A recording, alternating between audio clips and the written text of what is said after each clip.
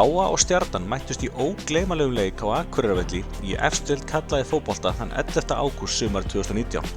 Aðstæður voru vægast krefjandi en hálfgert óveður hafði verið á Akureyri á leikdegi og þar sem hellirigning og rok hafði töluverð áhrif á leikinn.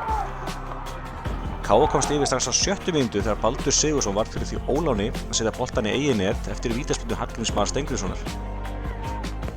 Hallgrímur tvöfaldaði svo forystu KA á 14. mínútu eftir skrautlegan undirbúning.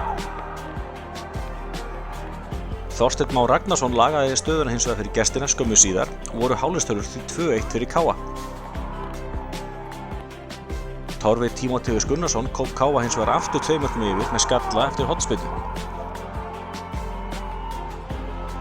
Aftur náði Þorsteinn Már þó að laga stöðuna fyrir Garðbæinga og staðan því orðin 3-2. En Elvar Árni Aðalsteinsson skoraði hins vegar stórglæsilegt mark á 68. mínútu sem tryggði sætan 4-2 sigur KA-liðsins. Og alveg ljóst að þeir sem létu sig hafa það að mæta í stúkuna þennan dag munu aldrei gleyma þessari upplifun.